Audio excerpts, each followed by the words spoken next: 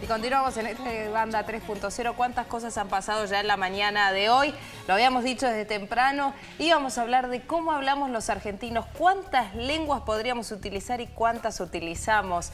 Estamos con el presidente de la Academia Argentina de Letras, Pedro Barcia. Gracias por haber venido a la mañana. Gracias a usted, Nuria, por invitarme. Por favor, un placer. Y obviamente Susana, como especialista en la materia, que nos castiga a todos cuando hablamos Susana es mi mal. madrina lingüística. ¿Ah, sí? Además, la Academia la ha premiado, fue la primera premiada como periodista que se ocupaba de la lengua en el diario original. Muy bien, nunca nos has contado eso. Ella es muy humilde y modesta. guarda. Es de bajo perfil y de baja estatura también. Títulos. Bueno, la primera pregunta, la verdad es que cuando leí un poquito ayer sobre esto me sorprendía de la cantidad de lenguas que dentro de un mismo país podríamos estar usando. Sí, no hay que decir, Nuria, como los lingüistas indígenas dicen, que ese es un país multilingüe. Esto no es cierto. No. Es un país dominantemente, que habla dominantemente el castellano en un 98% Sí. y un 2% otras lenguas. Entre estas lenguas tenemos la posibilidad desde las lenguas emigradas, como en el caso del italiano, hay colonias alemanas en Misiones, por ejemplo, el caso de los galeses, que quedan poco, pero están acolonizados, digamos, y después las lenguas indígenas, que esto es lo más interesante y más personal y propio nuestro, ¿no? Las lenguas indígenas inicialmente, cuando vinieran los españoles de acá, eran unas 35. Y el número de indígenas no es como la gente dice, millones, no, eran 350.000. Se estima según los cálculos que se han ido haciendo. Y entre ellos 35 lenguas. 35 lenguas que se han ido perdiendo, muchas. Por ejemplo, nadie habla hoy el cacán, lengua muy misteriosa, que quedan algunos topónimos, nadie habla el lule, el tonocoté, el huarpe, ¿cierto? Ese tipo de lenguas han desaparecido y van quedando unas de 12 a 15 lenguas que se hablan todavía en nuestro país. ¿Eso tiene que ver con digamos, los pocos descendientes de indígenas que hay hoy en el país? Varias razones hay. La primera es que los gobiernos no se han hecho cargo de esta situación y no han legislado para proteger la permanencia de estas lenguas. Por cómo se protege, básicamente con la creación de escuelas bilingües. Claro. Usted se encuentra, por ejemplo, en Cardales, hay una escuela que es bilingüe quechua-castellano, porque las maestras se pusieron frente a la realidad del material humano que tenían a estudiar el quechua para manejar los chicos. Claro. Pero no hay una organización sostenida y una política en este sentido firme de crear nuevas escuelas bilingües y sobre todo formar maestros bilingües. Tenemos muy pocos maestros. Entonces, ¿qué es lo que ocurre? En la opción que un muchacho joven tiene, un indio toba, un indio huichí, que tiene frente al español o al castellano y a su lengua, la inserción, la social, se da por la lengua castellana. Entonces deja de lado. En segundo lugar, la inserción laboral. A veces le exigen que deje de hablar la lengua. Un peón de construcción que quiere mantener el toba tiene dificultades porque los compañeros no lo entienden y entonces terminan por cercenar la lengua. La otra cosa es el ayornamiento, digamos, de la gente joven que quiere estar en la ola de lo que se vive y demás. Mediante la lengua ellos sienten que se retraen y que no tienen participación. Entonces, por un lado, las generaciones jóvenes que se están abandonando, yo he visto con tristeza morir una india vilela, que en ese momento se nos dijo en la universidad que era la última vieja vilela que hablaba. Ahora parece que hay otras vilelas, eran 3. Pero las 3 que creo que actualmente están con vida, no hablan el videla viejo que hablaba esta vieja. Lo fuimos a ver al hotel y después al hospital donde murió la vieja. Es una impresión rara. Usted tiene que... La persona que está allí es el último hablante de una lengua y que desaparece. Es increíble. ¿No? Creo que aceleramos la muerte de la vieja porque éramos tantos los alumnos que íbamos a consultarla que la hundimos, pobre mujer, ¿no? Claro, porque con la desaparición de una lengua desaparece también una cosmovisión, ¿no? Justamente es una cultura. La lengua es manifestación de una cultura. Y todo eso, como son lenguas que no tienen escritura, desaparecen por completo.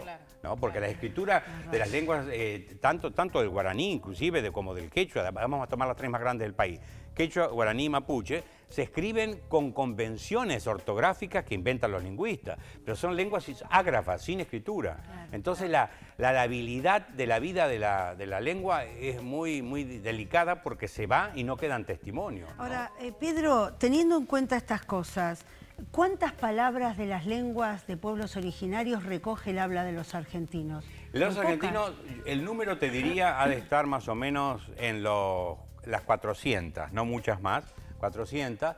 El caudal más grande es el quechua, El quechua nos ha aportado mucho, que además el quechua no es una lengua original como tal, sino que es una koiné, o sea, una lengua que se adopta general en una región para superar los dialectos. Entonces, cuando el emperador del Tahuantinsuyo iba avanzando hacia el sur y llegó hasta Tucumán, ¿no?, en las conquistas, como estaba lleno de dialectos, 200, ¿qué hacía? Imponía una lengua común para el gobierno. Entonces, el quechua es el que ha tenido mayor presencia entre nosotros. ¿Qué palabras, por ejemplo, nos quedan hoy en día? Y la palabra upite, ¿cierto? Es una palabra que se refiere al culo del ave, ¿no? Sí. De ahí después se pasa a lo humano. Sí. Palabras como cancha. Cancha es de Sí. quechua. Cancha es, sí. Mire, Hay para que tener Castillo, cancha. no sé, sí. Sí, la gente, aunque no sepa que Sí. quechua, es fundamental tener cancha. Y hacerse cancha en la vida también. ¿Y en quechua qué quería decir? ¿Lo mismo? ¿También Sí, el sí. mismo sentido? Es una llanura, una especie de planicie, de cosa vasta, sin obstáculos. Eso es cancha. No, después aplicamos cancha de esto, cancha de otro, Claro, cancha de bocha. claro. Pero los pobres jubilados jugándola. Bien, pero tenemos también el caso de guaraní. Ahí tenemos muchas voces que han perdurado. El aguará, ñandutí, que vos has tejido cuando joven, Susana, con aguja fina, me imagino. Sigue tejiendo. Y sigue tejiendo, ese pero ahora con trago. agujas más gruesas. Sí. Que me parece que ya está pasando a punto María. Por la vista. Y después tenemos la que menos aporta de las tres lenguas grandes es mapuche. Laucha es mapuche. Ahora, el guaraní, a pesar de la influencia que hay, por ejemplo, por la radio de Paraguay o el portugués que entra por la triple frontera, eso no repercute en la lengua que se habla. Ha señalado un punto clave. El guaraní es la única lengua indígena que crece. En cambio, las otras van reculando. Es cierto que hay una protección constitucional porque es un país, el Paraguay, que ha establecido bilingüismo nacionales. De modo que las dos lenguas... Nosotros no tenemos ninguna legislación sobre la lengua. Por eso yo puedo venir a Mar del Plata y organizar un congreso y determinar que el congreso se hable todo en inglés. No se puede prohibir. Con la exclusión que significaría para muchos argentinos que saben inglés, porque no hay una disposición legal, ni constitucional, ni legal, que establezca que la lengua castellana o española es la nuestra, ¿no? Claro. Y además el tipo de castellano, claro, es un castellano que no es el mismo castellano que se habla en España, digamos. Claro. Pichiruchi es una lengua, es una palabra que viene... ¿Qué quiere decir pichiruchi? Pichiruchi que viene, está constituida del mapuche. Pichi es pequeño, ¿no? Y pichiruchi es una cosa despreciable, por pequeña. Entonces, este es un pichiruchi, se dice, lo descarta porque no vale la pena. Porque pichi parece hasta cariñoso, que hace Sí, pichi, pero sí. pichiruchi ya lo voy a tener en cuenta, que nadie te diga pichiruchi en la vida. Porque No, pichiruchi es despectivo absolutamente. Es feo. La palabra pololo, que es una palabra Se que usa mucho en se Chile. usa mucho en Chile, pasó a Cuyo, porque ¿qué es pololo? Pololo es un pajarito que picotea en distintas flores, como una especie de colibrí. Entonces después pasa al que anda pololeando, digamos. flor. Claro. En Barcia, las telenovelas argentinas aparece el novio, marido de Pampita, que Sí. usa pololo. la palabra pololo de vez en cuando en las telenovelas. Disculpe si ustedes no ven telenovelas, no tienen tiempo porque están viendo los clásicos. No, está muy bien. Barcia, quería preguntarle, digamos, por un lado, la lengua sufre la muerte de distintas lenguas que podrían estarse hablando en la Argentina y se han ido perdiendo con el tiempo. Por el otro lado, la globalización, ¿son incompatibles? Son incompatibles al extremo en la medida en que la globalización, como se planteó inicialmente, era absolutamente hegemónica. ¿Pero qué produjo? Cuando avanza, que comienza por ser económica, la globalización económica después lleva a la globalización política. Entonces, cuando empieza a avanzar en el mundo el planteo globalizante de tipo panóptico, como dirían en el siglo XVIII, un centro que maneja todo, ¿cierto? Porque tiene eso un gran hermano, ¿no? Que es el que maneja toda la realidad, no la trivialidad que se ha hecho en televisión ahora, sino que es un control despótico, empezaron a surgir las reacciones nacionalistas y las reacciones religiosas. Entonces, todo Oriente se alzó contra esto y nacionalismos de Occidente también, de modo que, ¿qué hizo la globalización? Paró el avance. No se rinde la globalización, no se rinde. Va a seguir ensayando. Ahora ensayó la modalidad que fue inventada por los japoneses y clasificada por el Club de Roma como lo glocal. Es decir, en un aviso de televisión, de un cigarrillo, de un auto, te van a pasar 35 minutos de general, global, las características del auto, que se puede vender en cualquier parte, y 15 segundos de local. Te ubican las cataratas del Iguazú, te ubican la Patagonia, como para aunar los dos y no entrar en choque, porque frenó el movimiento globofílico, digamos, no solamente los movimientos globofóbicos, sino las reacciones nacionalistas y demás. Entonces, esta aspiración a la lengua universal, Nuria, que yo desde chico la vengo viendo, porque yo fui becado, porque era un chico aplicado, nunca fui inteligente, pero fue muy dedicado.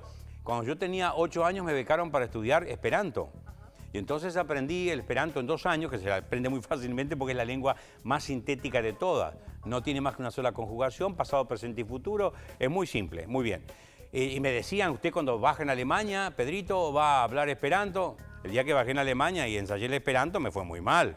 De modo que fracasó ese proyecto como tantos otros. Únicamente me acuerdo de cómo comienza el Martín Fierro. Mi comenzas canti nunc un la ritmo da guitaro. Así comienza el mal. Sale muy bien. Voy a esto. Las lenguas universales, que son 200, dice ECO, como intento, han fracasado. No obstante, siempre en la UNESCO aparece la propuesta de retomar el Esperanto como lengua universal para comunicarse. Esta es la aspiración universal, es un anti-Babel. Babel, la torre de Babel, el castigo de Jehová, hizo que las lenguas se diversificaran y yo te pedía un ladrillo, me daba la palita y no se pudo seguir la construcción. La aspiración ha sido un movimiento antibabélico, dar unidad a la lengua, cosa que no se podrá lograr posiblemente por muchísimo tiempo. Ahora, como lengua de comunicación sí ha crecido el español en el mundo. Lo que pasa es que le falta más presencia en el terreno económico, más presencia en Internet, para ser realmente una lengua con un peso más o menos equivalente al inglés. Absolutamente, porque como el número de hablantes absolutamente, como se me ha pedido de modo siempre en televisión, es así, es así. Vamos a ver esto. Las lenguas de mayor capacidad de hablantes, mayor cantidad de hablantes son el hindi en la India y el mandarín en la China. No se expanden, no salen de la India ni de la China. La que tiene mayor capacidad de expansión es el inglés, pero le sigue el español. Y de tal manera el español le va pisando los talones que en estos momentos tenemos 50 millones de hablantes en Norteamérica, que son los hispanos. ¿Y qué está ocurriendo? Después de México, que tiene 110 millones de hablantes, el país que tiene mayor cantidad de hablantes es Norteamérica. Tiene 50 millones, más que la Argentina, más que España, más que el resto de América. Entonces, fíjese usted que los gobernantes meten siempre un bocadillito en español para ganarse esa colectividad. Y tanto es acusado esto que algunos estados han sacado una ley, Only English, únicamente inglés, para impedir que se siga expandiendo. El español es el idioma que en el mundo se usa como segunda lengua en todas las universidades, más que cualquier otro. Marcia, lo vamos a invitar otro día porque nos queda poco corto el tiempo para hablar del avance, la simplificación del idioma, de cómo se podría legislar acerca del uso del idioma en la Argentina y para que me muestre esos libros que sí, trajo yo le he traído de regalo un chevito, sí, que es un léxico del fútbol y un léxico del mate. El del mate es mío porque tengo doctorado en mate. Ah, mire, y para que usted me enganche la próxima, sí, le debo el vino y el asado, que también lo tenemos hecho. Cuando me invite se los traigo. Por favor, nosotros le agradecemos mucho. Gracias a usted, Nuria. Gracias. Pedro. Gracias por venir.